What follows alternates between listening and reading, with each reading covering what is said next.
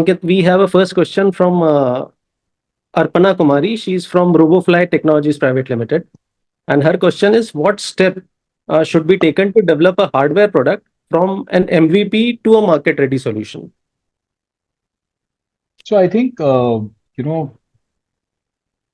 there are obviously, obviously you have to make a prototype, right? I mean, there is no, ultimately hardware is going to build when a prototype gets built. And the best way to drive a hardware, product, first of all, I think the way we imagine an MVP should not be imagined as a MVP that is conversationally derived by talking to 10 customers. I think when we are conversationally trying to derive what we should build, more often than not, we are building for the customer's imagination and not their experience. So filtering out what is it that is real in terms of experience of the customer versus what is in terms of his imagination or her imagination is something which is very critical in my view, because otherwise you would burn a ton of cycles building something that is not necessarily the most critical feature that they will actually pay for. So ultimately, experience and change in experience is what they pay for, right? That's what they size to pay for. If, for example, somebody is graduating from a two-wheeler to a four-wheeler and they are not necessarily, flush with cash, more likely than not, they are probably also going to ignore getting power windows in their car. They'll be like, it's okay, I'll roll the windows. Who cares? As long as I have four wheels and an engine, right? But a person who's used a car with roll-up windows, probably next time they go to buy a car, they probably will think that, okay, this is essential. Like people who have experienced a roll-up window and how it jams over the years, perhaps feel like there is something that needs to be done to get that tech in the product. So that's exactly how we build features, right? We all build features with our imagination by looking at rest of the world, but customer really who's wanting to experience the product is focused on a very different experience than what we are focused on. So narrowing down to that intent of the customer or that experience of the customer that you're going to change, which is going to drive the actual sale.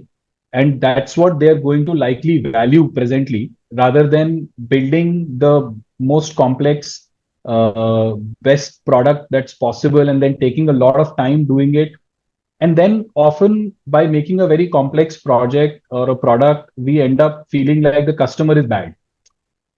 So the challenge is that we will not blame ourselves. Nobody blames themselves. We will usually blame the customer कि customer को समझ में नहीं आ रहा है मैंने क्या बनाया है.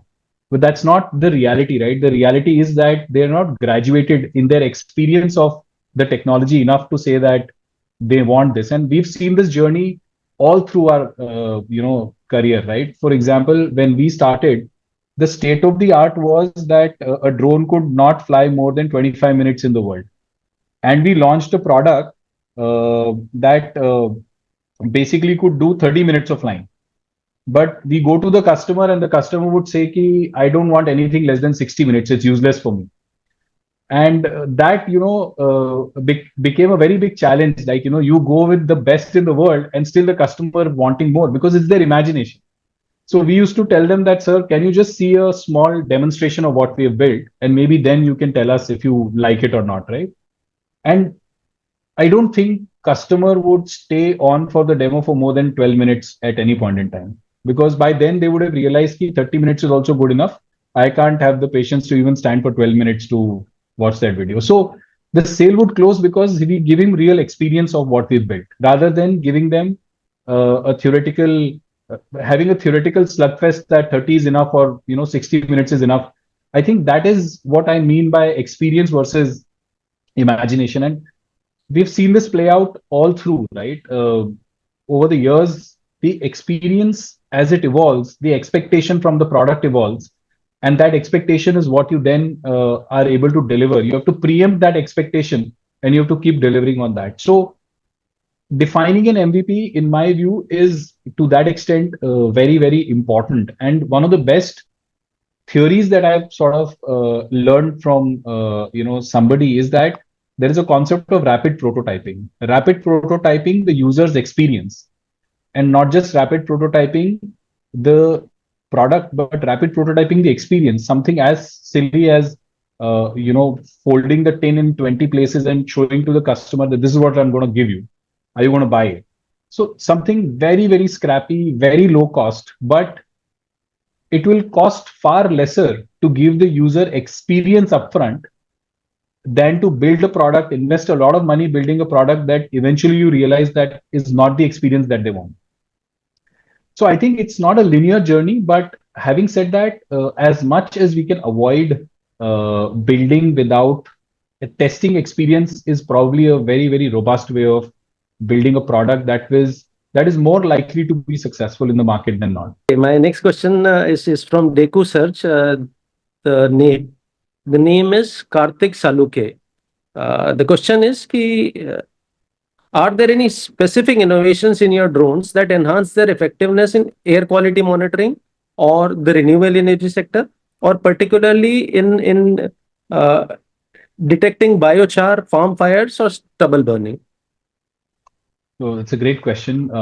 We've recently, we recently, not very recently, but last year we announced a partnership with Esri, and we are working with them on a forest management solution, which has multiple aspects. One is health monitoring of a forest, and the second is wildfire management, making sure that we are able to detect fires, and those fires, once detected, allow you to act on those fires when they are small.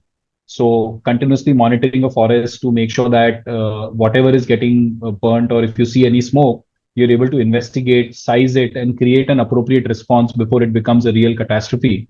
In general, in forest management, there is a sort of an empirical evidence that if you can control the fire in the first 15 minutes or maybe half an hour, you can prevent its spread from becoming a proper wildfire, right? So we have the ability to deliver on that use case along with certain features that make that use case very, very effective for the end customer, which include being able to canvas a very large area using the drone, making sure that every inch of that area has been scanned properly, or be able to track a specific risk in its corridor to make sure that we are able to track around that risk and make sure we are able to deliver an outcome.